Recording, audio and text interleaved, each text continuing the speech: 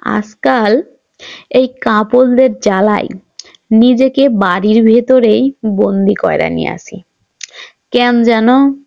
শোনো তাইলে। এই কাপলদের অত্যাচারে, এইসব লাভ বার্ডদের অত্যাচারে নিজেদের পোলাপাইনকে কি একটু পার্কে টার্কে ঘুরতে নিয়ে যামো, সেই পরিবেশটাই নাইকা। পোলাপাইনরা তো আর কথা শোনে না রে ভাই। শুক্রবার খালি আসলেই হইছে, অমনি জিদ ধরে বসবে, মামনি বাইরে ঘুরতে যাব। আর আজকালকার পোলাপাইনরা হইছে এক্কেরে একজেদি, মানে যেটা কইবে সেটাই আমাদের করতে হবে। সে কথাটা যদি না শুনি তাইলেই হইছে, বিশ্বাস করো, তাইলেই হইছে। হয় ভাত খাবে না, না হয় কানের কাছে এসে এই যে ঘ্যাঙর ঘ্যাঙর শুরু করবে।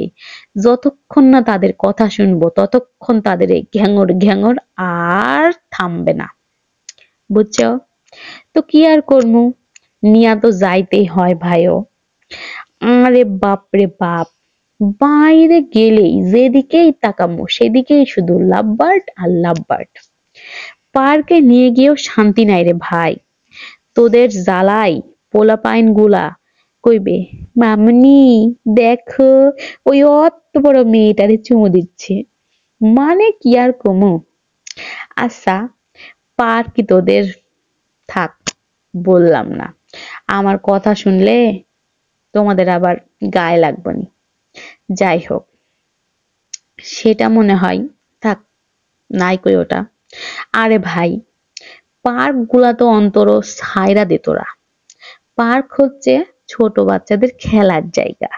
সেখানে গিয়া যদি তোরা এগুলা শুরু করিস, তাহলে দেশের ভবিষ্যৎ কি শিখবে শুনি।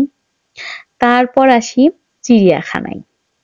আগে চিড়িয়াখানায় মানুষ গিয়া শুধু পশু পাখি দেখতো, আর এখন চিড়িয়াখানায় গেলেও তোদের দেখা যায়। মানে আমি বুঝি না, আমার চোখটা কি খারাপ হয়ে গেছে, নাকি তোরাই জন্তু জানোয়ার হয়ে গেছস যে তোদেরই খালি চোখে পড়ে? চিড়িয়াখানাটারেও তোরা বাদ দিলি না রে ভাই। তাইলে কি করবো ক? তোদের এত যন্ত্রণা আর ভালো লাগে না, আর প্রেম করবি কর, বাধা কে দিয়েছে? তাই বলে বাচ্চাদের এসব খেলার জায়গায় গিয়া তোরা এলা শুরু করিস কে রে? হ্যাঁ, কে?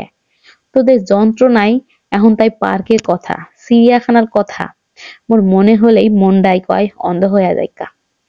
এগুলোরে ছাড় দে ভাইও, দয়া করে এগুলোরে ছাড় দিয়া দে। মোর পোলা পাইনগুলা বাড়ির মধ্যে থাকতে থাকতে বোরিং হয়ে গিয়াছে। দয়া করে তোরা এগুলা ছাইড়া দে ভাই, একটু দয়া কর, একটু অন্তত দয়া কর ভাইও। তোরা প্রেম করবি কর, কিন্তু এগুলোরে ছাইড়া দে ভাইও।